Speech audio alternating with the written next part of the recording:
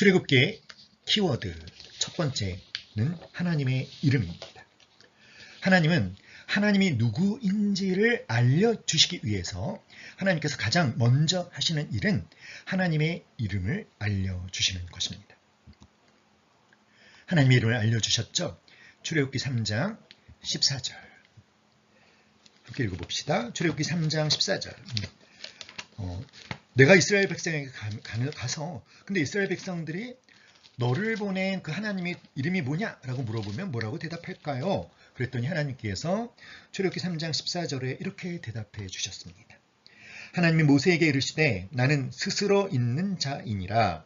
또 이르시되 너는 이스라엘 자손에게 이같이 이르기를 스스로 있는 자가 나를 너희에게 보내셨다 하라. 스스로 있는, 나는 스스로 있는 자다.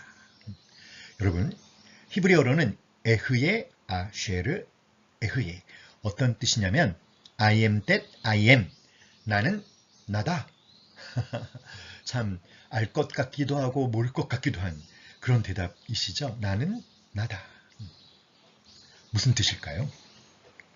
고대 세계에서 이름은 그 이름을 가진 존재, 그 존재 자체를 의미합니다. 성경에서는 이름은 바로 그 존재 자체를 의미한다는 거예요. 이름을 알려준다라고 하는, 이름을 알려주는 행위에는 아주 중요한 의미가 담겨 있는데 바로 관계입니다. 이름을 가르쳐 준다는 것은 관계를 맺자는 요청을 하는 거예요. 하나님께서 모세와 이스라엘 백성에게 하나님의 이름을 알려주시는 것은 이제 하나님께서 모세와 이스라엘 백성과 관계를 맺겠다는 의미인 거죠. 자, 주도권, 무슨 뜻이냐면 하나님의 이름을 사람이 하나님께 붙여준 것이 아니라는 것이죠. 하나님 편에서 자신의 이름을 가르쳐 주셨습니다. 즉, 주도권이 누구에게 있습니까? 하나님께 있습니다. 사람이 하나님의 이름을 지어주는 것이 아니라는 거예요. 여러분, 이 세상의 모든 종교는 사람이 그 신의 이름을 지어줍니다. 그러나 성경의 하나님은요, 자기 이름을 우리에게 알려주시는 하나님이시죠. 성경에서 이름을 짓는 것이 의미하는 것은 이름을 짓는 자가 이름을 지음 받는 자를 소유하고 지배하는 것을 의미합니다. 예를 들면 창세기 2장에서 아담이 모든 피조물들의 이름을 지어주죠. 아담이 모든 피조물들의 이름을 지어주었다는 것은 아담이 모든 피조물에 대한 지배권과 소유권을 행사한다는 것을 의미하는 것입니다. 다른 종교에서는 사람들이 신들의 이름을 짓지 않습니까? 표면적으로 보면 사람들이 그 신들을 섬기는 것처럼 보이지만 실상은 내가 그 신을 소유하려고 하는 것이죠. 내가 불안합니다. 사는 게 너무 불안합니다. 그래서 신의 이름을 이렇게 짓는 거죠. 평안의 신. 자기의 불안을 해소하기 위해서 평안의 신을 만들어서 그 신을 구슬러서 내가 원하는 것을 얻고자 하는 것이죠. 나는 굉장히 부자가 되고 싶어요. 그런데 내 힘으로는 내가 원하는 만큼 부를 얻을 수 없을 것 같아요. 그 욕망을 성취할 길이 없습니다. 그러면 어떻게 할까요? 풍요의 신이라는 이름을 짓는 거죠. 돈신. 그리고는 그 신에게 자신이 원하는 것을 달라고 요구하는 것입니다. 그러나 실제로 그런 신은 존재하지 않는 것입니다. 하나님께서는 인간이 하나님의 이름을 짓는 것을 허용하지 않으시고 하나님 자신이 자신의 이름을 사람에게 가르쳐 주셨습니다. 하나님을 소유하고 하나님을 지배할 수 있는 존재는 하나님 자신밖에 없다는 것을 분명히 하시는 것입니다. 사랑하는 여러분, 그런데 하나님이 알려주신 이름이 참으로 이해가 안 되는 거죠. 나는 나다. 그래서 여러분, 하나님은 어떤 분이십니까? 하나님은 우리의 인식 능력으로는 온전히 알 수 없는 신비이십니다. 그래서 하나님은 항상 우리에게 신비로 남아 계신 분이라는 것을 바로 나는 나다 라는 이름을 통해 알려주고 계시는 거죠. 우리는 하나님을 다 알 수가 없습니다. 그래서 우리는 하나님께 따질 수가 없습니다. 하나님 왜 이렇게 하십니까? 왜 이런 일이 일어나게 놔두십니까? 따질 수가 없어요. 하나님은 우리의 인식을 뛰어넘는 분이시기 때문이죠. 존재. 그 다음에 하나님께서 자신의 이름을 존재함으로 표현하고 계셔요. 나는 스스로 있는 자다. 나는 존재한다 라는 것입니다. 나는 나로 존재한다. 여러분, 이스라엘 백성들이 430년 동안 이집트에 머무는 동안 요셉을 모르는 세왕이 등장하면서 아주 혹독한 압제를 당했습니다. 이스라엘 백성들이 아주 가혹한 고통의 시간을 보내고 있었습니다. 그들의 고통이 너무 심해서 그 고통 속에서 부르짖는 그들의 부르짖음이 하나님께 상달했다고 성경은 말하고 있지 않습니까? 자, 아마도 그때 하나님을 믿고 있었던 이스라엘 백성들이 하나님께 울부짖었을 거예요. 그런데 하나님 너무나 힘듭니다 라고 막 울부짖는데 여러분, 그들의 고통은 감하여지지 않습니다. 그러면 왜 하나님께서 이스라엘 백성을 그냥 고통을 당하도록 내버려 두시는 걸까요? 사는 게 너무 힘들고 우리가 이렇게 부르짖고 이렇게 하나님을 찾는데도 하나님은 왜 침묵하고 계십니까? 왜 아무 일도 하지 않으십니까? 어쩌면 그런 생각에 사로잡혀 있었을지도 모른다는 것이죠. 여러분, 이스라엘 백성들은 하나님의 부재를 깊이 느꼈을 것입니다. 사랑하는 여러분, 우리가 살다 보면 우리도 그럴 때가 있지 않습니까? 하나님이 안 계신 것 같이 느껴질 때, 하나님이 아무 일도 안 하시는 것처럼 보여지는 때 있으실 거예요. 자, 그러나 여러분, 하나님이 말씀하시는 거예요. 하나님 왜 우리를 이 고통 가운데 그냥 내버려 두십니까? 왜 하나님 아무 일도 하지 않습니까? 라는 생각에 사로잡혀 있는 이스라엘 백성들에게 하나님은 아니야. 나는 부재한 적이 없어. 나는 존재하고 있어. 내가 일하지 않고 있었던 때는 없어. 너희는 깨닫지 못하지만 나는 나의 계획대로 일하고 있었어. 나는 존재하고 있었다. 나는 계속 존재하고 있었다. 라고 말씀해 주신 것입니다. 사랑하는 여러분, 혹시 여러분 가운데 하나님의 부재가 느껴지는, 그렇게 생각하는 분 계십니까? 하나님이 내 삶에 간섭하지 않고 계셔. 내 기도에 응답하지 않고 계셔. 아무 일도 안 하고 계셔. 그러나 여러분, 그렇지 않습니다. 하나님은 존재하지 않았던 순간이 한순간도 없어요. 하나님은 여전히 존재하고 계시고 하나님은 계획하신 대로 하나님의 일을 하고 계십니다. 하나님의 때가 되면 그 일을 나타내실 것입니다. 자, 나는 나다 라고 하는 이 말씀, I am that I am.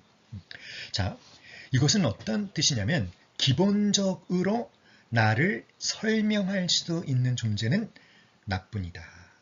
이런 뜻이 함축되어 있다고 그래요. 자, 여러분, 존재하는 무엇이나 홀로 독자적으로 존재할 수 있는 것은 없습니다. 그러나 하나님은 그렇지 않다는 거죠. 에흐예 아쉐르 에흐예. 이것은 하나님은 스스로 영원부터 영원까지 계시는 바로 무엇이다? 만물의 창조주라는 거예요. 자, 하나님은요, 나에 대해서 설명해 줄 수 있는, 제대로 설명해 줄 수 있는 존재는 나밖에 없다라는 것이죠. 그리고 다른 모든 피조물은 나는 나다 라고 말할 수 있는 분에 의해서 생겨난 것입니다. 그래서 하나님은 창조주이시고 우리는 피조물인 것이죠. 모든 만물은 스스로 생겨나지 않았고 하나님만 스스로 계신 것입니다. 그래서 I am that I am, 나는 스스로 있는 자다. 그런 점에서 우리는 언제나 하나님 앞에서 겸손할 수밖에 없는, 하나님을 절대 의존할 수밖에 없는 존재라는 것을 깨달아야 될 것입니다.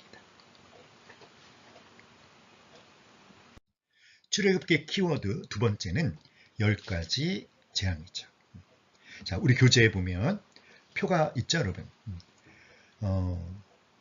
피, 개구리, 이, 파리, 악질, 독종, 우박, 메뚜기, 흑암, 장자의 죽음. 자, 이 10가지 재앙은요, 그 표를 보면 하나같이 어떤 존재들입니까? 바로 애굽의 신을 말하는 거예요. 그래서 이 10가지 재앙은 이집트의 신들과 하나님 사이의 전쟁이라고 할 수 있습니다. 그래서 출애굽기 12장 12절에 보면 이렇게 말씀하셨어요. 출애굽기 12장 12절에 보면 내가 그 밤에 애굽 땅에 두루 다니며 사람이나 짐승을 막론하고 애굽 땅에 있는 모든 처음 난 것을 다 치고 애굽의 모든 신을 내가 심판하리라. 나는 여호와라. 자, 그래서 이 10가지 재앙은 하나님과 애굽의 모든 신들과의 전쟁인데요. 마지막 10번째 재앙은 장자의 죽음. 바로의 아들을 비롯해서 이집트의 모든 장자들을 치시는 재앙이죠. 바로 이 10번째 재앙으로 파라오는 항복을 하게 됩니다. 자, 이 10가지 재앙은 애굽의 모든 신들과 하나님과의 전쟁이라고 했는데요. 사실은 하나님과 바로의 전쟁이라고 할 수 있습니다. 하나님과 바로 중 진짜 누가 신이냐, 진짜 신은 누구이냐, 이 싸움을 지금 하고 있는 것이죠.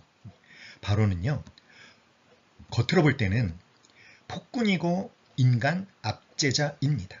그러나 더 나아가서 바로는 이집트 태양신 라의 현현입니다. 바로는 자기 스스로 신이라고 말했어요.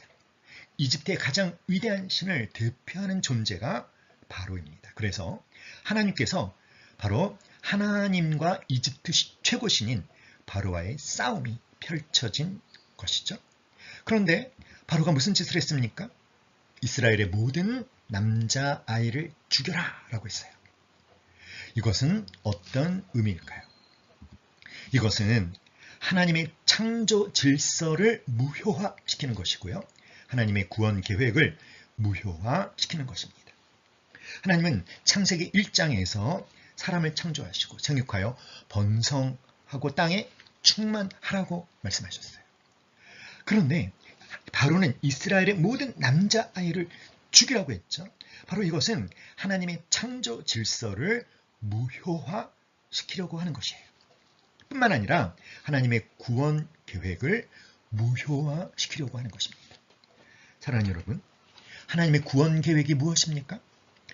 아브라함의 자손 가운데 예수 그리스도를 보내셔서 하나님의 놀라운 구원 계획을 이루려고 하시는 것이죠. 그런데 아브라함의 자손을 끊어버리려고 하는 것이죠. 하나님의 구원 계획을 무효화시키려고 하는 것입니다. 그러므로 파라오는 단지 인간 폭군, 인간 압제자인 것이 아니라 더 본질적으로 하나님의 창조 질서와 하나님의 구원 계획을 대적하려고 하는 사단의 세력의 앞잡이입니다. 하나님과 사단의 세력 간의 싸움이 압축적으로 나타나고 있는 것이죠. 이렇게 10가지 재앙을 통해서, 특별히 마지막 장자의 죽음의 재앙을 통해서 6월절 어린 양의 피를 통해 하나님은 이스라엘 백성을 바로의 압제에서 구원해 내십니다. 예수 그리스도의 십자가로 우리를 사단의 세력에서, 죄의 세력에서, 사망의 세력에서 구원해 내시는 거죠. 바로 이런 내용이 출애굽기 7장부터 14장까지의 중요한 내용이라고 할 수 있습니다. 자, 출애굽기의 세 번째 키워드는 시내산과 율법입니다. 15장부터는요. 이스라엘 백성의 여정이 시작됩니다. 그 여정 가운데 시내산이 나와 있죠. 자, 시내산은 신학적으로 아주 중요한 위치를 차지하는데 이 중요한 장소에 하나님이 이스라엘 백성들을 데리고 오신 이유는 무엇일까요? 자, 그것은 이스라엘 백성들에게 새로운 정체성을 주시기 위해서고요. 궁극적으로 성전을 건축하기 위해서입니다.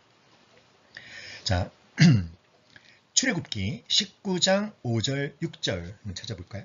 출애굽기 19장 6절로 5절 6절 같이 시작.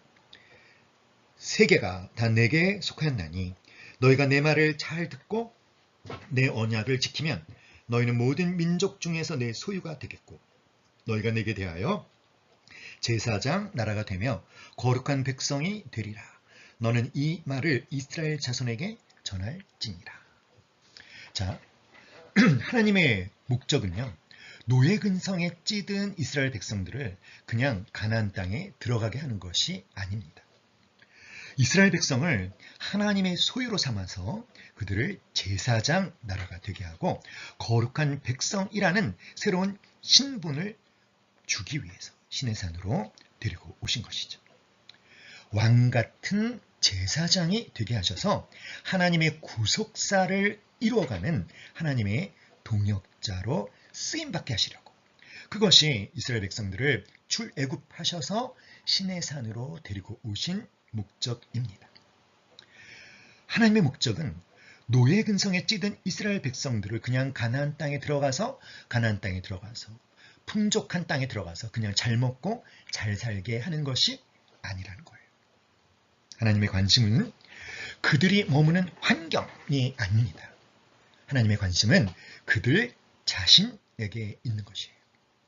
내 자녀가 부자로 좋은 집에서 좋은 땅 갖고 떵떵거리며 잘 사는 것이 목적이 아니라 내 자녀가 바르고 의롭고 지어진 목적에, 구원받은 목적에 합당하게 살아가게 하는 것, 의인이 되게 만드는 것, 거룩한 하나님의 백성이 되게 만드는 것, 제사장 나라가 되어서 하나님을 향해서는 모든 열방을 대신하고 모든 열방을 향해서는 하나님을 나타내주는 모든 열방과 하나님 사이의 중보자, 중개자라는 사명을 맡기시려고.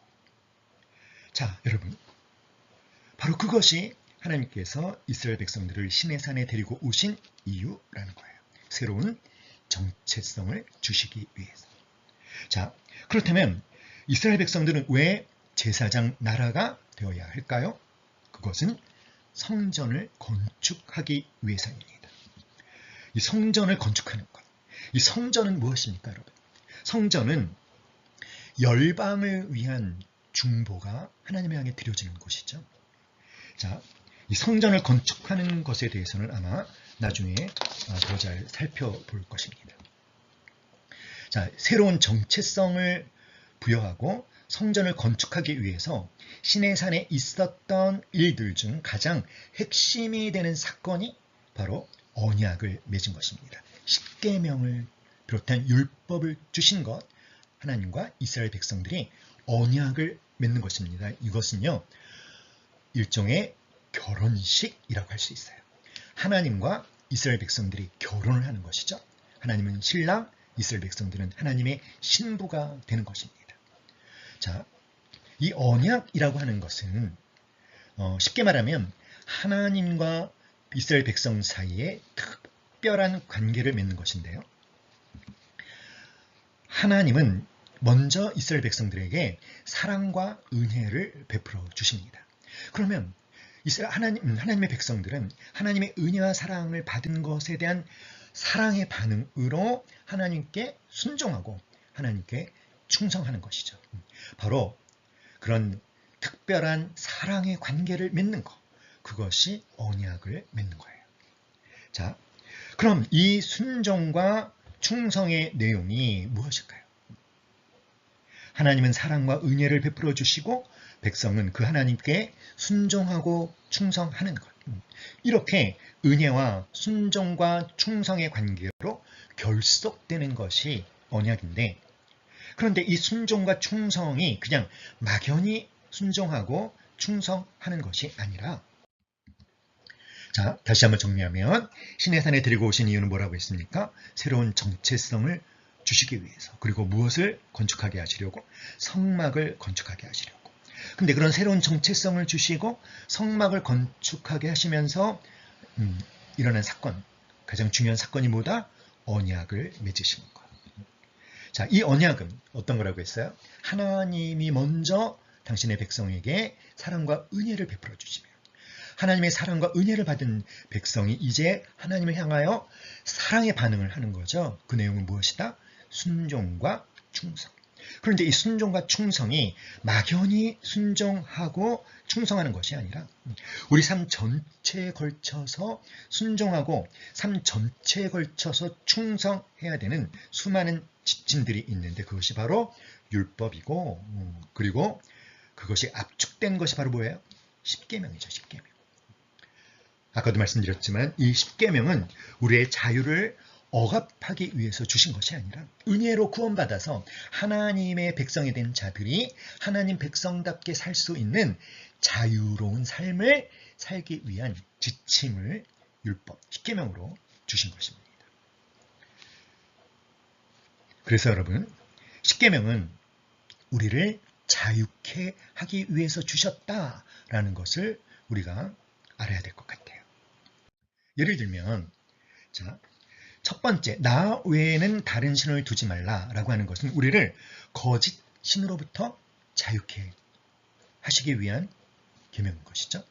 너를 위하여 우상을 만들지 말라라고 하는 것은 이 우상을 섬기는 것에 완전히 얽어매이는 것으로부터 우리를 자유케 하기 위해서. 마찬가지로 내 이웃의 집을 탐내지 말라라고 하는 것은 이 탐심이라고 하는 아주 이 나쁜 이 욕구로부터 우리를 자유케 하기 위한 계명인 것입니다. 십계명은 하나님의 백성인 우리가 하나님의 백성으로 죄로부터 자유로운 삶, 사단의 세력으로부터 자유로운 삶을 살기 위해서 어떻게 살아야 하는지에 대한 지침이라는 것입니다. 십계명은 우리를 자유케 하려고 주신 것이다 라는 것을 우리가 믿어야 되는 것이죠. 안식일을 기억하여 거룩하게 지켜라. 여러분, 우리가 왜 매일 일해야 되죠? 먹을 것, 입을 것, 그것을 우리가 매일매일 일하지 않으면 얻을 수 없다고 생각하기 때문입니다. 그런데 하나님은 안식일은 아무 노동도 하지 말라고 하셨어요. 바로 그런 염려로부터 자유로운 삶을 살라는 것입니다.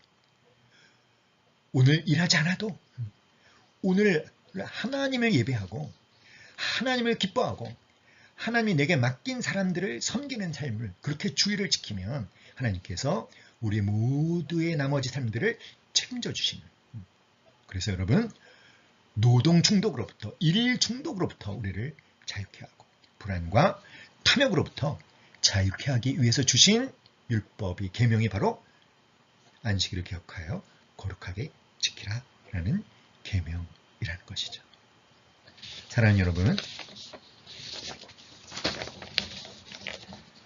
하나님께서는요, 예수 그리스도를 우리에게 보내셨어요. 우리는 십계명이 우리를 자유케 하는 계명이지만, 그런데 여러분, 우리는 이 십계명을 다 지킬 수 있습니까? 대표적인 게 바로 뭐예요? 탐내지 말지니라. 지키지 못하죠. 자, 그래서 하나님께서 우리 가운데 예수님을 보내주신 거예요. 예수님은요, 온전히 이 율법을 완성하셨어요. 온전히 순종하셨고 온전히 충성하셔서, 그리하여 예수님은 율법을 만족시키고 완성시키셨습니다. 예수님이 의를 이루신 것이죠. 그리고 우리가 예수님을 나의 구세주와 주인으로 영접할 때 예수님이 성취하신 의가 우리에게 전가되는 것입니다. 옮겨지는 것입니다. 그리고 바로 그것이 칭의죠. 우리의 구원이 시작되는 것입니다. 사랑하는 여러분, 그리고 성령님이 우리 안에 계시기 때문에 우리는 이 율법을 지킬 수 있습니다. 그렇게 되게 하시려고 하나님이 우리 안에 성령을 주셨다라는 것, 이것을 우리가 기억해야 될 줄 믿습니다. 우리 구약성경 에스겔 36장 26절 말씀 한번 찾아볼까요? 에스겔 36장 26절. 구약성경 1208페이지. 자, 26절, 27절을 읽겠습니다. 구약성경 1208페이지, 에스겔 36장 26절, 27절. 또 새 영을 너희 속에 두고 새 마음을 너희에게 주되 너희 육신에서 굳은 마음을 제거하고 부드러운 마음을 줄 것이며 또 내 영을 너희 속에 두어 너희로 내 율례를 행하게 하리니 너희가 내 규례를 지켜 행할지라. 내 영을 너희 속에 두어. 우리가 예수님을 구세주와 주인으로 영접할 때 예수님이 우리 안에 주인으로 들어오시죠. 실제로 들어오시는 분은 누가 들어오십니까? 예수님의 영이신 성령 하나님께서 우리 안에 들어오시는 거예요. 그런데 성령을 우리 안에 허락하시는 이유는, 목적은 무엇입니까? 27절에 내 영을 너희 속에 두어 너희로 내 율례를 행하게 하리니, 하나님의 율례를 지키게 하시려고, 바로 이 십계명을 행할 수 있게 하시려고 성령님을 우리 안에 허락하신 것이죠. 그래서 우리가 성령을 의지할 때 우리는 이 율법을 지킬 수 있다라는 것을 여러분 믿으시기를 주님의 이름으로 축원합니다. 출애굽기의 네 번째 키워드는 금송아지 사건입니다. 출애굽기 25장부터 40장까지를 보면은요, 성막과 금송아지, 성막과 금송아지, 그리고 또 성막과 금송아지가 마치 경쟁을 하듯 나타나고 있는 것을 볼 수가 있어요. 이 금송아지 사건은 아주 심각한 사건입니다. 이 금송아지 우상 숭배 이스라엘 백성들이 빠졌을 때 하나님께서 뭐라고 말씀하셨냐면 이 백성을 진멸하시겠다라고 말씀하셨어요. 여러분, 이스라엘 백성들을 진멸시켜야 되겠다라고 하실 수밖에 없는, 그 정도로 금송아지 사건은 심각한 사건입니다. 자, 이 금송아지 사건이 심각한 사건인 까닭은 무엇이냐면, 아까도 말씀드렸지만 시내산에서 하나님께서 이스라엘 백성들에게 십계명을 비롯한 율법을 주셨죠. 그것은 어떤 의미라고 했습니까? 언약을 맺으신 거다. 다른 식으로 표현하면 결혼 예식을 치른 것이다. 하나님과 결혼식을 치른 다음에 일어난 사건이 금송아지 사건이에요. 자, 그것이 어떤 의미냐면, 이것은요, 하나님 대신에 다른 어떤 우상을 숨겼다, 영적인 간음을 했다라는 정도가 아닙니다. 하나님과 결혼한 이스라엘 백성이 하나님이 아닌 또 다른 신앙과 다시 결혼을 한 거예요. 간음을 한 것이 아니라 아예 결혼식을 다른 신랑과 올려버린 사건이 금송아지 우상숭배입니다. 자, 보세요. 출애굽기 32장 4절 한번 찾아볼까요? 출애굽기 32장 4절. 구약성경 131페이지. 아론이 그들의 손에서 금고리를 받아 부어서 조각칼로 새겨 송아지 형상을 만드니 그들이 말하되 이스라엘아, 이는 너희를 애굽 땅에서 인도하여 낸 너희의 신이로다 하는지라. 자, 금고리를 받아서 조각칼로 금송아지 형상을 만들었죠. 그리고 뭐라고 선포했습니까? 이는 너희를 애굽 땅에서 인도해낸 너희 신이다. 이렇게 고백했죠. 금송아지를 향해서 이 신앙을 고백했어요. 자, 그런데 여러분, 출애굽기 20장 2절을 한번 찾아볼까요? 출애굽기 20장 2절. 십계명이죠, 십계명. 십계명을 주실 때, 자, 출애굽기 20장 2절 뭡니까? 나는 너를 애굽 땅 곧 종되었던 집에서 인도하여 낸 내 하나님 여호와니라. 하나님께서 하나님 자신이 누구이신지, 하나님 자신이 어떤 일을 했는지 하나님에 대해서 말씀해 주신 내용이에요. 그러니까 하나님의 백성인 이스라엘 백성들이 누구를 향해서 해야 될 신앙 고백, 여호와 하나님을 향해서 해야 될 신앙 고백, 하나님은 우리를 애굽 땅에서 인도하여 내신 우리 하나님이십니다. 하나님을 향해서 이스라엘 백성들이 고백해야 되는 그 고백을 32장에 지금 무엇에다 하고 있는 것입니까? 금송아지 우상에 하고 있는 거예요. 하나님이라고 하는 그 신랑의 자리를 완전히 금송아지가 차지해 버리는 것입니다. 자, 그 다음에 우리 출애굽기 32장 5절, 6절 한번 읽어볼까요? 출애굽기 32장 5, 6절. 아론이 보고 그 앞에 제단을 쌓고 이에 아론이 공포하여 이르되 내일은 여호와의 절일이니라 하니 이튿날에 그들이 일찍이 일어나 번제를 드리며 화목제를 드리고 백성이 앉아서 먹고 마시며 일어나서 뛰놀더라. 그 금송아지 우상 앞에 제단을 쌓고 뭘 드렸다? 번제와 화목제를 드리고 그리고 뭐 했다? 먹고 마셨다. 이렇게 얘기하고 있죠. 먹고 마시며 일어나서 뛰놀더라. 자, 출애굽기 여러분 24장으로 한번 가볼까요? 신의 산에서요. 그 언약을 맺고 나서 결혼식을 치르고 나면 여러분 뭐가 있죠, 여러분? 피로연이 있지 않습니까? 결혼식을 치르고 나면 피로연이 있는데 바로 하나님과의 언약을 맺고 나서 언약의 식사가 벌어져요. 그것이 바로 출애굽기 24장에서부터 나오는 내용입니다. 4절, 5절, 11절 언약을 체결하고 나서 언약의 식사, 일종의 결혼 피로연이 벌어지는 거죠. 자, 4절 한번 볼까요? 모세가 여호와의 모든 말씀을 기록하고 이른 아침에 일어나 산 아래에 제단을 쌓고 이스라엘 12지파대로 12기둥을 세우고 5절 이스라엘 자손의 청년들을 보내어 여호와께 서로 무엇을 드리게 하고 번제와 화목제를 드리게 하고 그리고 11절 하나님이 이스라엘 자손들의 존귀한 자들에게 손을 대지 아니하였고 그들은 하나님을 뵙고 먹고 마셨더라. 언약을 체결하고 나서 하나님을 향해 번제와 화목제를 드리고 하나님 앞에서 먹고 마시지 않았습니까? 바로 결혼식을 끝내고 나서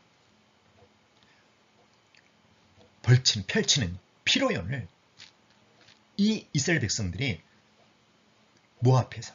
금송아지 우상 앞에서 번제와 화목제를 드리고 그리고 먹고 마시며 뛰며 놀았다는 거예요. 사랑하는 여러분, 신랑을 바꿔버린 사건입니다. 완전히 새로운 결혼을 올린 사건이에요. 그래서 이것이 하나님이 그들을 진멸할 수밖에 없겠다라고 말씀하실 정도로 아주 심각한 사건인 것이죠. 사랑하는 여러분, 성막과 금송아지의 차이점 세 가지 면에서 우리가 봐야 되는데 먼저는 기원이 누구인가? 누가 시작하셨는가? 그리고 그 성막을 제작하고 금송아지를 만드는데 어느 정도의 정성과 시간이 소요됐는가? 기능이라 하면 십계명에 대한 태도에 있어서 어떻게 다른가? 자, 이것을 보면요. 자, 성막은요. 출애굽기 25장 8절 읽어볼까요? 시작. 내가 그들 중에 거할 성소를 그들이 나를 위하여 짓되 9절 무릇 내가 네게 보이는 모양대로 장막을 짓고 기구들도 그 모양을 따라 지을지니라. 성막은 누구로부터 시작되는 거예요? 바로 하나님이죠. 하나님이 보여준 대로 하나님이 성막을 지으라고 하셨어요. 그리고 어떻게 지어야 되는지를 하나님이 보여주셨습니다. 성막의 기원은 하나님이십니다. 그러나 금송아지는 어떻습니까? 출애굽기 32장 1절 보시면 백성이 모세가 산에서 내려옴이 더딤을 보고 모여 백성이 아론에게 이르러 말하되 일어나라 우리를 위하여 우리를 인도할 신을 만들라 이 모세 곧 우리를 애굽 땅에서 인도하여 낸 사람은 어찌 되었는지 알지 못함이니라. 금송아지의 기원은 누구입니까? 바로 백성들입니다. 백성이 만든 거예요. 백성이 만들라고 요구한 거예요. 이런 차이가 있죠. 성막은요, 약 5개월 정도 걸렸다라고 말합니다. 그런데 금송아지는 어떻습니까?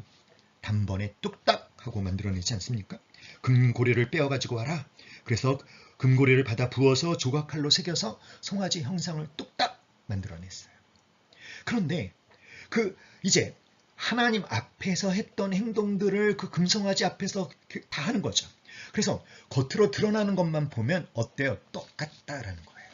아주 유사하다는 것입니다.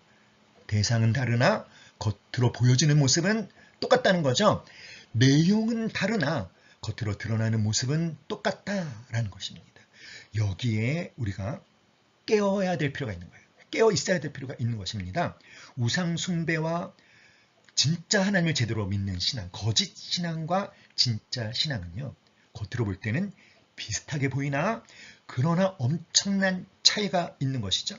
특별히 십계명에 있어서 여러분 출애굽기 25장 16절 찾아볼까요? 출애굽기 25장 16절 내가 내게 줄 증거판을 궤속에 둘지며 증거판이란 무엇입니까? 십계명이 기록된 두 돌판이죠. 그러니까 성막은 십계명을 지키고 십계명을 준수하고 십계명대로 살게 하는 그런 기능을 갖고 있다라고 한다면, 그런데 금송아지는 십계명에 대해서 어떤 결과를 가지고 올까요?